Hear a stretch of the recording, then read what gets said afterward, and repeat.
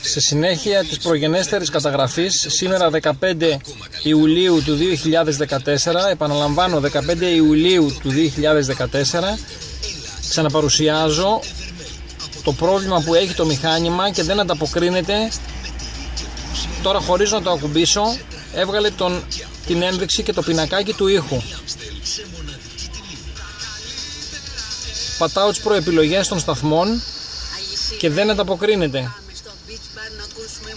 Για άλλη μια φορά. Δεν αλλάζουν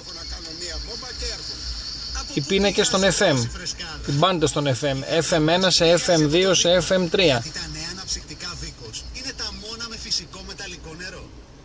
Η ένταση μειώνεται, όπως ακούτε, και αυξάνεται. Αλλά το πινακάκι δεν εμφανίζεται. Το μειώνω. Πατώ το μενού. Τώρα εμφανίζεται το πινακάκι με αυτή την καθυστέρηση.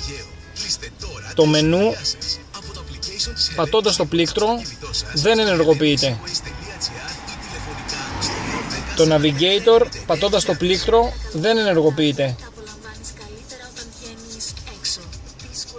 Χωρίς να έχω πατήσει, αυτή τη στιγμή εμφανίστηκε το πινακάκι της έντασης του ήχου. Είναι επαναλαμβανόμενο το πρόβλημα και παρουσιάζεται αρκετές φορές.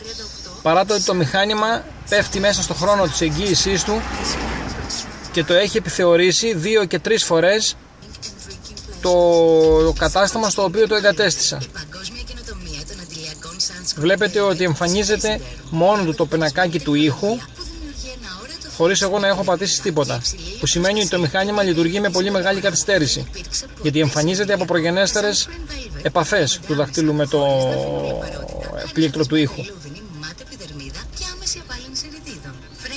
Καμία ανταπόκριση σε κανένα σταθμό, καμία ανταπόκριση στο navigator, καμία ανταπόκριση στο μενού, ούτε στο audio.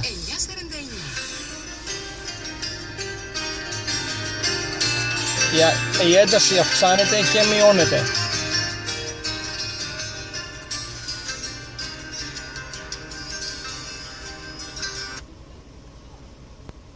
Αυτό που θα ακούσετε είναι ο ήχος από το ουζοπλοίο Ματαρέλη.